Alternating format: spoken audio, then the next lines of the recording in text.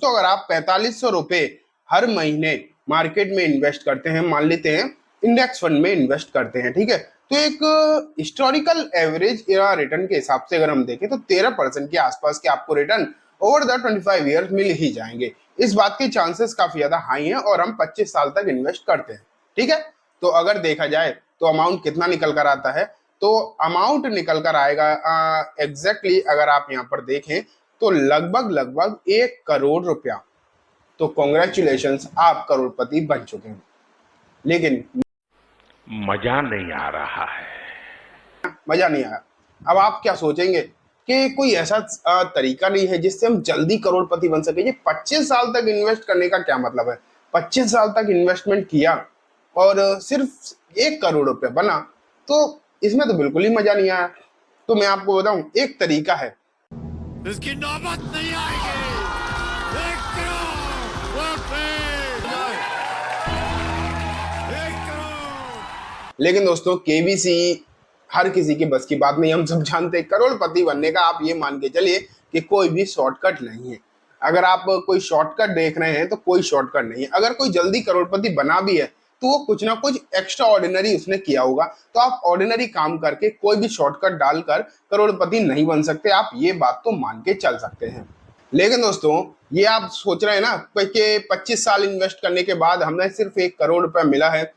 अब अगर आप इसमें डिसअपॉइंट फील कर रहे हैं, मजा नहीं आ रहा आपको ना, तो एक और मूड खराब करने वाली बात मैं आपको बताऊं कि इसमें इन्फ्लेशन तो मैंने एडजस्ट किया ही नहीं है।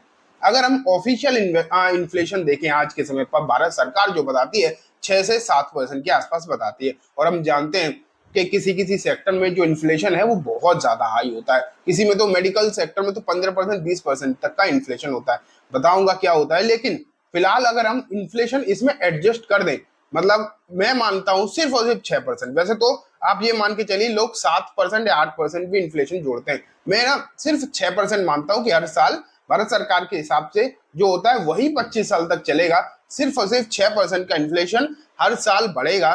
तो अगर इसी कैलकुलेशन को कैलकुलेट किया जाए, यही 4500 रुपए हर महीने डाले जाए, 13% का ही रिटर्न देखा जाए और 25 साल तक अगर इन्वेस्टमेंट किया जाए, तो अमाउंट पता है कितना बनकर आएगा? अमाउंट निकल कर आएगा, जो आपके पास एक्चुअल अमाउंट आएगा वो सिर्फ 36,70,000 रुपए देखने को मिलेगा। 36,70,000। तो आप क्या सोच रहे हैं? आप करोड़पति भी नहीं रहे। डेफिनेटली करोड़ रुपया तो आपको मिला, लेकिन उसकी जो वैल्यू है वो घट गई। अब आप सोच रहे होंगे ये क्या मतलब है, इतना कंफ्यूजिंग चीज क्या है कि 1 करोड़ रुपया मिला, अब आप ये भी बोल रहे हैं कोई 1 करोड़ भी नहीं है। तो मैं आपको समझाता हूँ। आपको मिल तो 1 करोड़ जाएगा, लेकिन उसकी जो पावर है वो 1 करोड़ वाली नहीं रहेगी, वो सिर्फ 36 लाख वाली रहेगी। कैसे समझाता हूँ, समझो कि मैं अपना एक एग्जांपल देकर बताता हूँ, थोड़ा फनी है। जब मैं स्कूल में पढ़ता था, 5-6 क्लास के आसपास पढ़ता था, तो घर से 1 रुपया लेके जाता था। 1 रुपया, उसमें ना 4 गोलगप्पे आते थे, बड़ा अच्छा लगता था। 4 गोलगप्पे रोज खाते थे 1 रुपए में।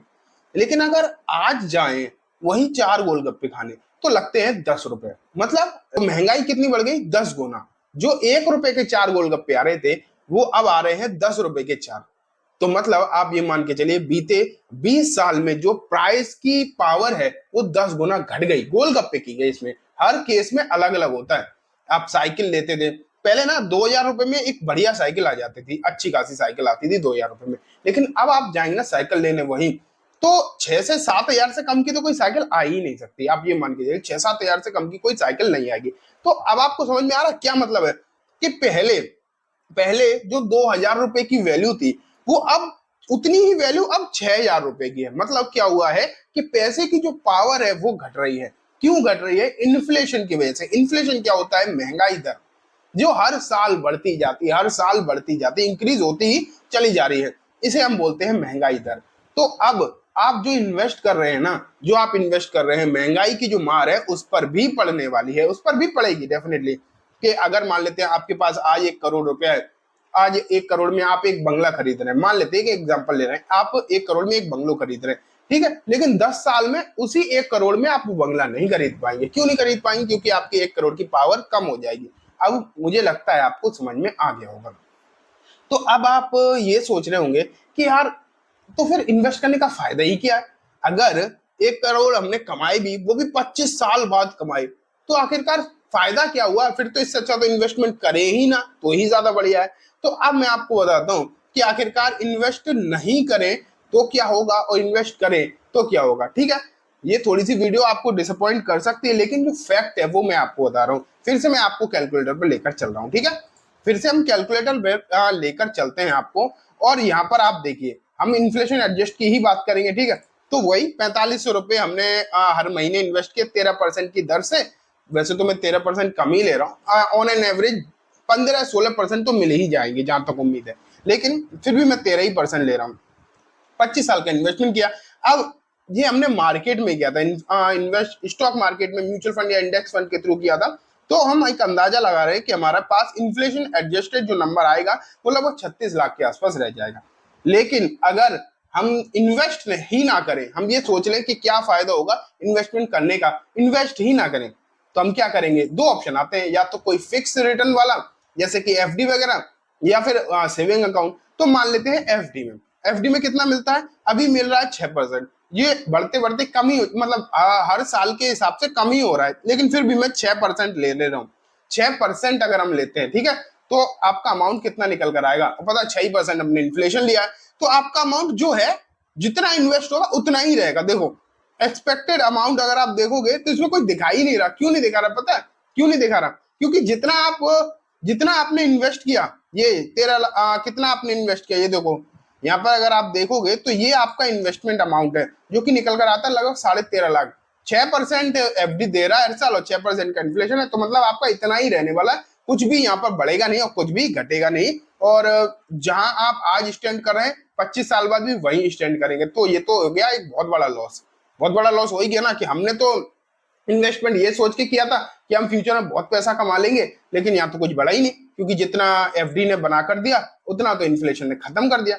अब बहुत सारे महानुभाव ऐसे होंगे कि हम तो कहीं भी नहीं करेंगे, एफडी में भी नहीं करेंगे और सेविंग अकाउंट में ही डले रह देंगे। सेविंग अकाउंट में पता है इंटरेस्ट कितना मिलता है, एग्जैक्टली 2.5%, सिर्फ और सिर्फ 2.5%। और 2.5% को कैलकुलेट करो आप, तो यहाँ आएगी आपको हंसी कि बढ़ने के चक्कर में घट और गया, यहाँ नुकसान और हो गया 4.5 लाख का। ये देखो वेल्थ गेन -452106, मतलब माइनस के 4.5 लाख घट और गए पैसे। कैसे घट गए, अब आप सोच रहे होगे हमने तो हर महीना इन्वेस्ट भी किया, 25 साल तक इन्वेस्ट किया, और जिसमें एफडी में, मतलब जिसमें कि सेविंग अकाउंट में कुछ पैसा भी इंटरेस्ट भी मिल रहा था, और फिर हमारा पैसा घट कैसे गया।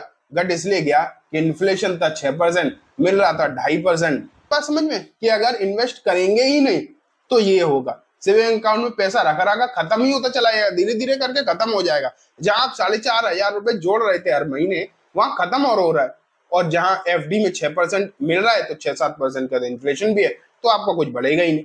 और वहीं हम म्यूचुअल फंड में देख रहे थे कि अगर इन्फ्लेशन है भी तो कम से कम रिटर्न तो अच्छे मिल ही रहे हैं, तो डेफिनेटली इन्वेस्टमेंट से फायदा ही है। लेकिन अब बात निकल कर आती है कि हमें एक्चुअल में क्या करना चाहिए, इन सब चीजों में, इन सब प्रॉब्लम्स को सॉल्व करने के लिए हमें क्या करना चाहिए। उसका एक ही दोस्तों उपाय है, स्टेप अप एसआईपी, जो मैं आपको कई सारे वीडियो में बता चुका हूं। आपको लेफ्ट वाली वीडियो के थ्रू लिंक भी दे दूंगा, आप वहां से जाके स्टेप अप एसआईपी देख सकते हैं, जिसमें बेसिकली होता क्या है कि आप हर साल थोड़ा थोड़ा अमाउंट अपना एसआईपी का इंक्रीज करो, थोड़ा थोड़ा इन्वेस्टमेंट इंक्रीज करते जाओ। बस यही एक तरीका है जिससे कि आप इन्फ्लेशन को बीट कर भी पाओगे और एक अच्छा खासा अमाउंट जनरेट कर भी पाओगे। उम्मीद है ये वीडियो बहुत ज्यादा नॉलेजेबल लगी होगी। ये वीडियो अक्सर इस तरीके की कोई वीडियो बनाता नहीं है, लेकिन मैंने रियलिटी आपके सामने लाने के लिए ये वीडियो लेकर मैं आया हूँ। तो चलिए दोस्तों, आज की सुनो बस इतना ही, और इसी तरीके की वैल्यूएबल वीडियोस देखने के लिए इस चैनल को जरूर फॉलो कर लें। Thank you.